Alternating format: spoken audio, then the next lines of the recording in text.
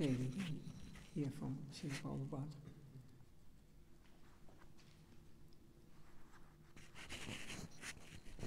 Amrita Vani.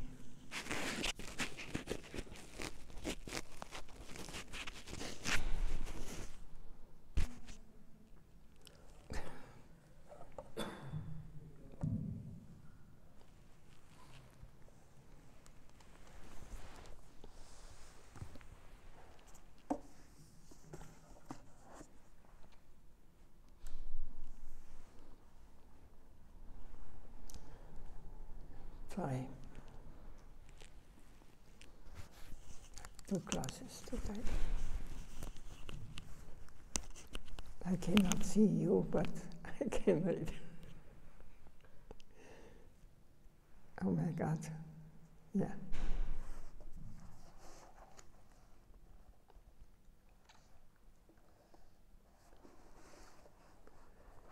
Srila Prabhupada giving instruction about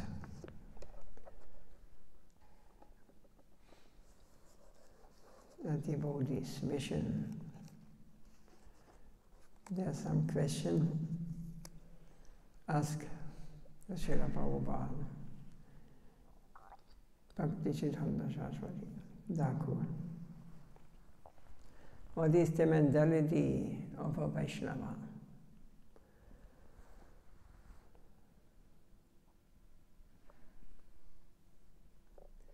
A devotee of Vishnu considers neither his spiritual master nor his disciples to be object of his own sense enjoyment. He is always engaged in Krishna's service under his Guru's guidance and is pleased to engage everything in his Lord's service. A sincere disciple has no desire for sense gratification. He is concerned only with serving his spiritual master. If a disciple does possess the desire for sense gratification, it can be assumed that he is not fully serving the spiritual master. In his commentary on Srimad Bhagavatam, Jagadguru Srila Vishwanath Chakravarti Thakur writes regarding the ideal of service to the spiritual master. Guru sevayam sishya shravana kirtanat anya pibogan yadutahan premanandhan apigahan nadujit viviktastavam vinaiva bhekshati guru sevaiva lukasava satya sitatham iti upadesho yantida. A disciple who is engaged in the service of his spiritual master does not mind sacrificing the happiness he derives from hearing and chanting about the Lord. In other words, he does not care about his own solitary bhajan, because he knows that simply by serving his spiritual master he will easily attain all perfection. Srila Prabhupada is speaking the truth as it is. It is very straight, and it is also very simple to understand and to realize also.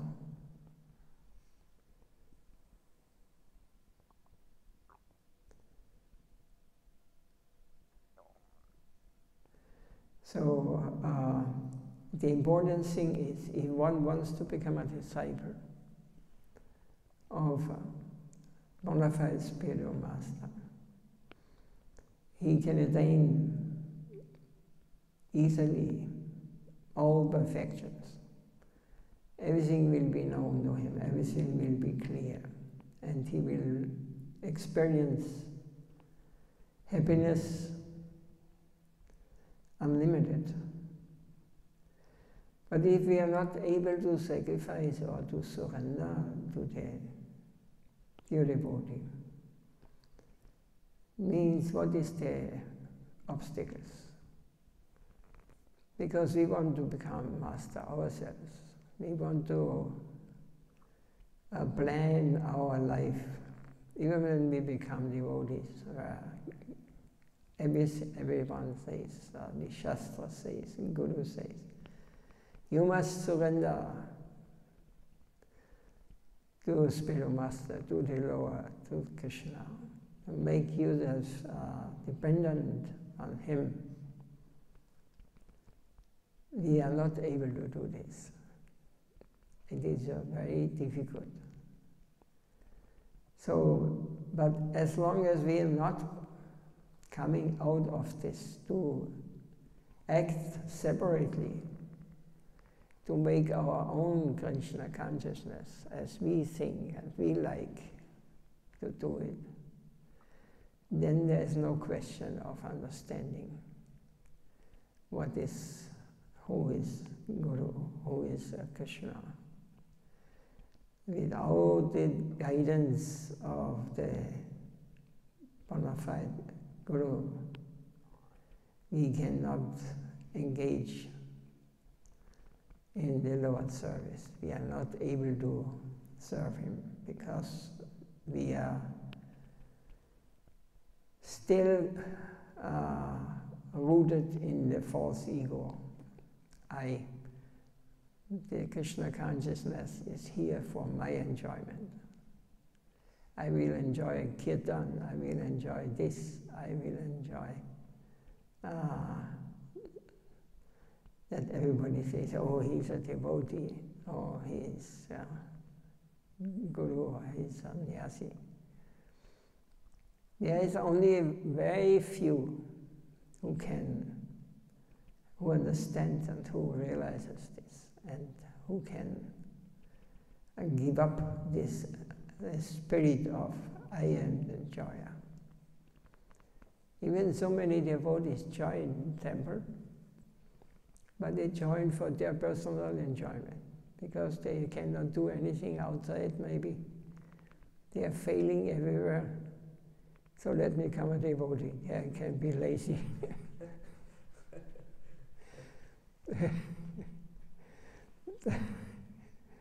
And easily, somebody you will always find who gives you sannyas, And there's your guru. But this is not like this. Sincere devotees, we must understand. What is sincerity? Sincerity means I am his. Everything belongs to him. I am his slave. Guru and Krishna's slave. So without Guru, I cannot realize Krishna. And what is the qualification of Guru? He must be realized. He must understand. He must be connected with the Supreme, with Gauranga and Radha Krishna. Otherwise, he cannot show you. A teacher who is teaching you whatever science, but he has not understood it himself, he will not be able to teach you. So we have to be very careful. Basically, it is known by the super soul, the Lord in us. If we are sincere, the Lord sitting in our heart, He will guide us. In our subconsciousness, He will guide us to see, and we will be attracted to those who are fitting to our mentality.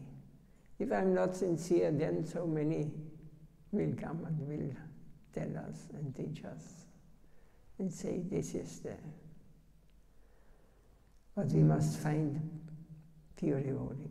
When we are sincere, we will find. And even if we find it, there's no guarantee, because but we have, definitely we will get the blessing. It will be in the next life or in the next 100 lives, but we will get the mercy. So another question is, how does a devotee see the material world? So how a materialist sees this material world? Anybody? Everything connects for enjoying. Everything what we are going, what we are seeing, what we want to enjoy. I, my. This is our mentality in the material world. This is the reason why we are here. But an exalted devotee sees the material world as the Lord's mercy. Mercy, compassion is worshipable. It is not possible to surpass the Lord's compassion. He one sees this material world which is meant for the Lord's enjoyment, or the personification of the Lord's mercy. In the spirit of enjoyment, one will certainly be punished. So when we see everything what exists is meant for He has created for Him, for His enjoyment. Also, I must think, I am here for His enjoyment.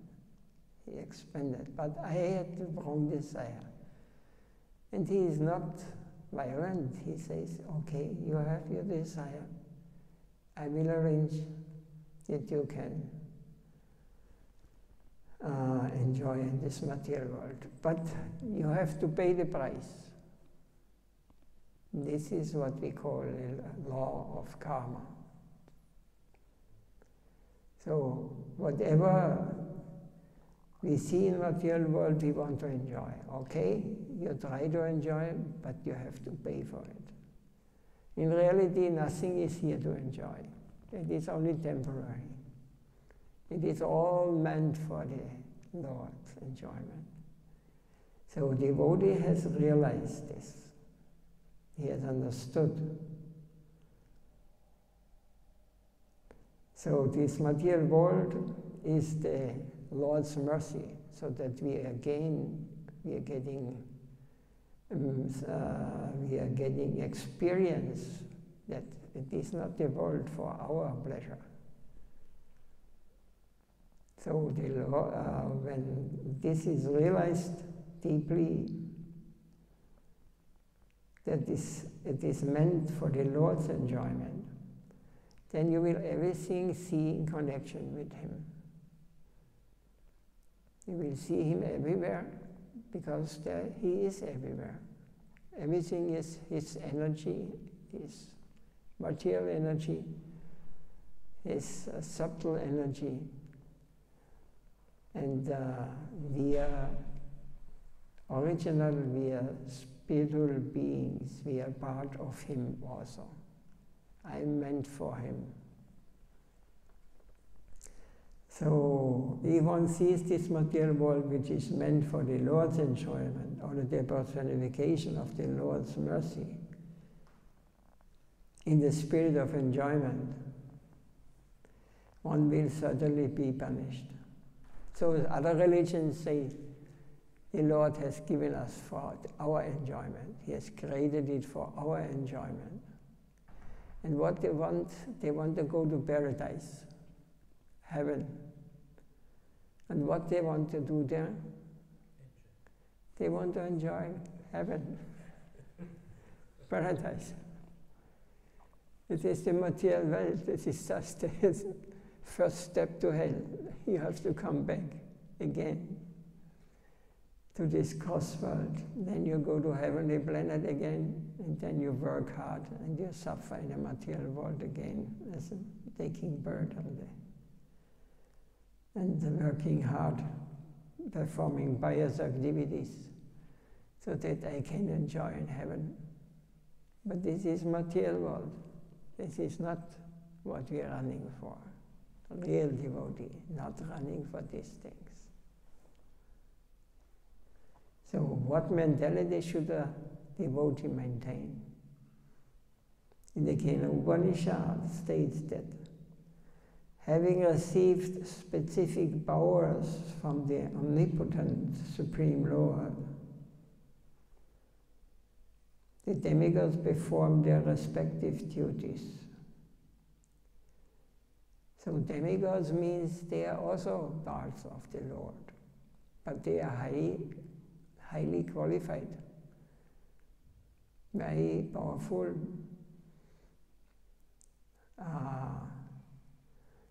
like Indra, like even Shiva, Brahma, Ganesh, all these positions. So, like in a government, there's minister for this and for that and for that and for that. But the person changes from time to time. When he is not qualified, they remove him and they put another there. So it's all positions for those who have purified themselves. But always the danger is there that we again comes in this mood. Is not doing this for the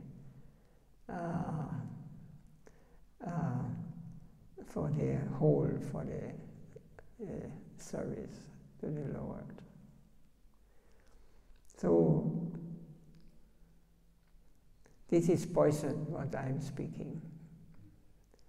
Materialists cannot understand. They cannot follow.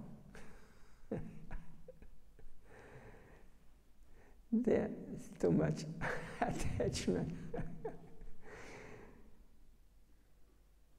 The demigods perform their respective duties. When that power is withdrawn, the demigods lost their potency. Devotees who follow in Sri Rupa's footsteps, rather than placing faith in themselves,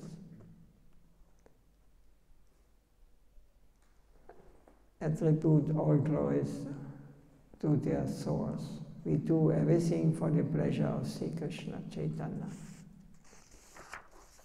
Sri Rupa, Sri Bhakti Thakur, and our spiritual master. As soon as we give up the path of devotional service, the path of subordination to Krishna, false ego and illusion swallow us.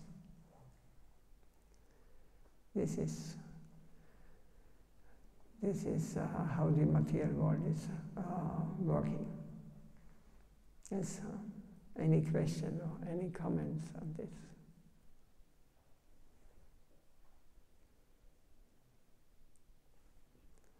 Exactly how he said. Exactly how Maharaj said that if you forget Krishna, then Maya chain us. Yes. Yes, yeah. Yes, because we need Sukriti. Sukriti means we need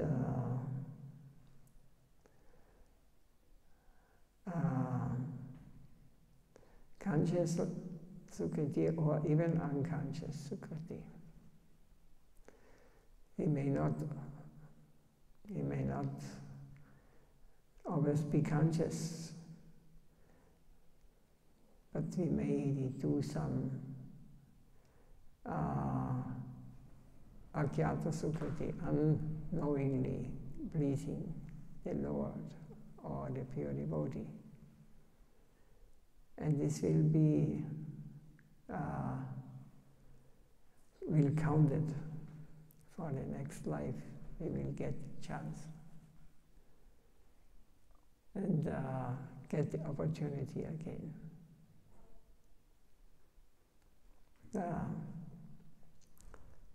But you see, this is not. It is not easy to even hear these things. I'm wondering that so many sitting here and hearing. Nobody's interested. because this ruins their life. What they think what is life. That is sad to see. Now that to hear from such pure soul as our Param Gurudev, and not appreciating and not understanding anything. This is a very beginning level.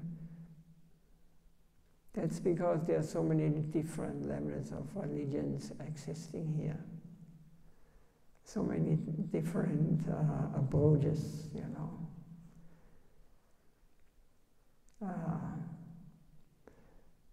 One feels attracted to a person, one feels attracted to the nice prasadam, or one feels attracted to nice singing or telling stories.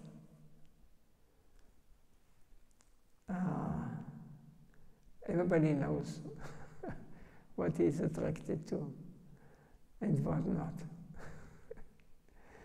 So it is like an evolution, you know, that our spiritual life, we can advance step by step. When you come to this step on the level of actually everything belongs to him, everything is meant for his pleasure. What logic is there that there is God who has created everything, and then he can sit on a big chair there and then looking at us and just he has to fulfill all the desire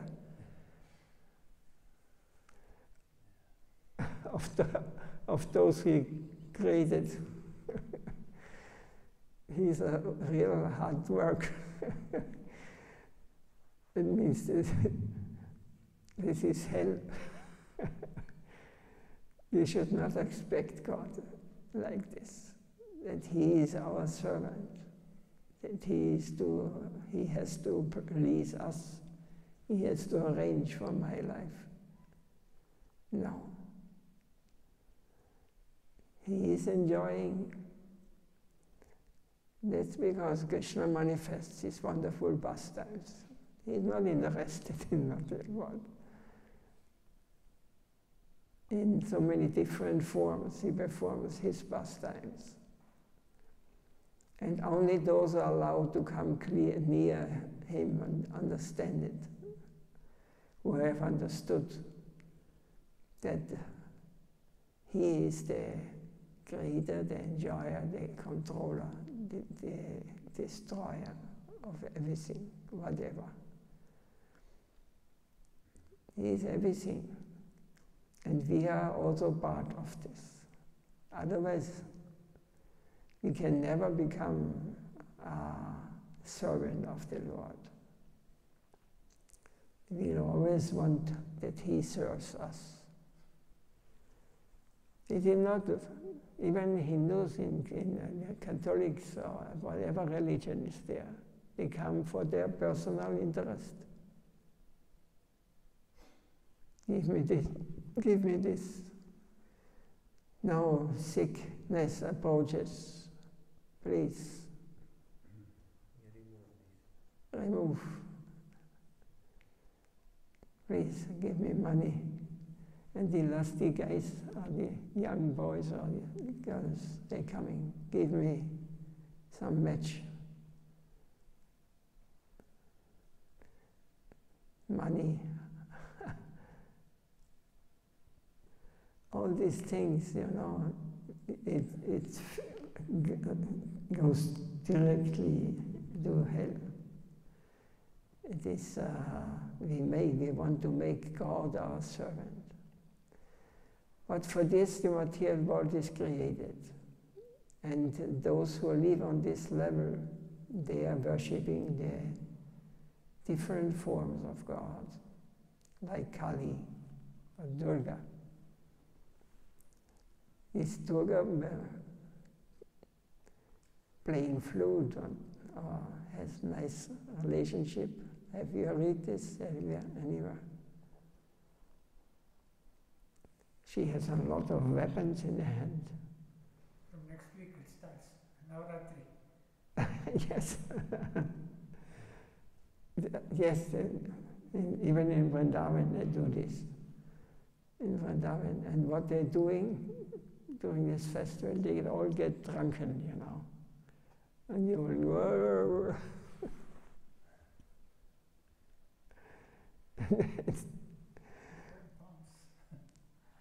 Different level, different forms. Yes, this is like this. So this is their God. They consider them the supreme, and this is according to the Vedas. That is tamasic. To worship Ganesh, by example, is also tamasic, but he is mixed with sattvic. So Ganesh is even in the temples outside, he is protector of Vishnu temple also. So there's all different purposes in material world. All the demigods have their duty. What is Uma? Name of the wife of Lord Shiva. No, when one worships one's a nice wife, I think one prays to her. And I did not go into these things, but it was in the Shastra, it is stated also. Every demigod has his duty for digestion, for the blinking of the eyes, for everything what is in the material world. There are 33 million demigods. They're in charge of this. Of your breathing, for the wind, Vayu, for the water, Aruna, Varuna, yes. Sun god, Surya, or the name now is Vivaswan. And the moon, Chandra. They are all highly qualified personalities. And they are all devotees here. They just do their service in this way to the Lord. They are close to Him. All female expansions are expansions of Srimati Radhika. And all male coming from Balaram.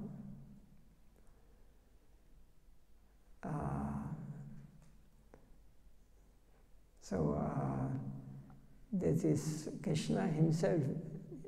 He is not, has nothing to do with this world where we are living. He is beyond. We have to go, we have to see him with different eyes. Narayan is present everywhere. Narayan, Aniruddha Pradyumna, Vasudev. There are different incarnations who manifest. Kshirodakashari Vishnu, Garabhadakashari Vishnu, and Paramatma. All these different expansions. He is everywhere, but he is nowhere. This is in Bhagavad Gita told. He is everywhere, but he is not, and he, in the same time, he is nowhere. He is not in this material world. but he is also, his energy is here. And the fallen, we are fallen, we take shelter in this energy, external energy, and we try to become God ourselves. This is the mentality of those who are taking birth in this material world.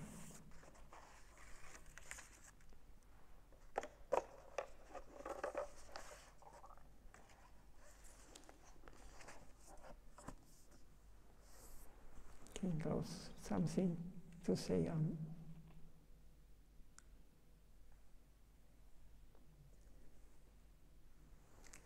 No argument.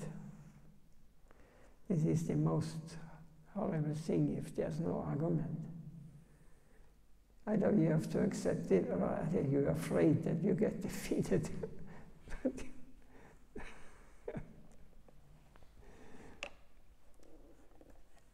These two boys, they could not tolerate. They have different reasons to come to temple. They take it prasad. I don't know when we came there, but I've not served in Krishna. No, nothing.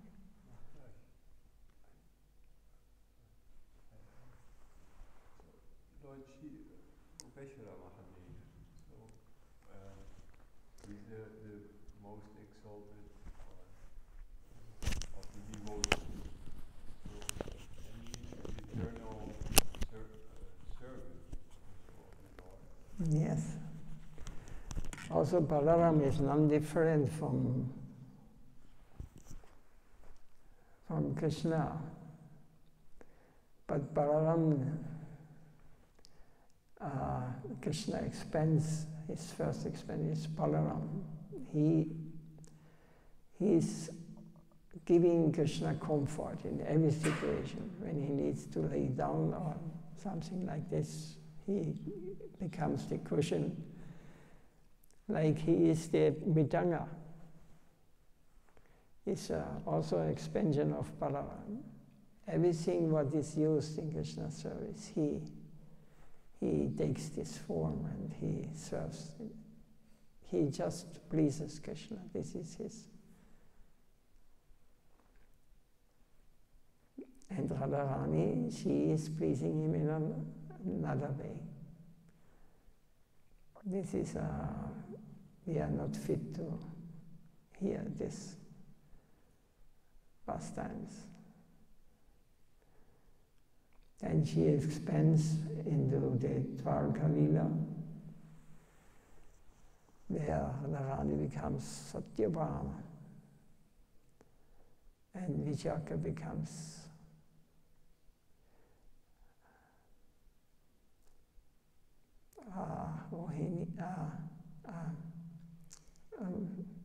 Rukmini, yeah. Like this. And Ram Lila, Sita Devi is a partial expansion of Radharani also. But she has not such a close relation to Ram as Radharani to Krishna. This is different levels, different, everything is there. All kinds of relations are there, manifested. One feels attracted to this lila, and others feel attracted to this lila. But there's no difference, there's no lower or higher. Hanuman is the perfect servant. He doesn't want to be anything else. He wants to just be Ram's servant. He is the manifestation of the servant, perfect servant.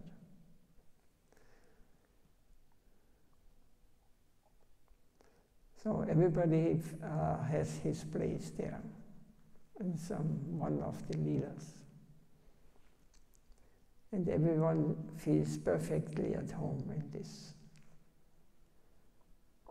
Like Hanuman, he would never like to be a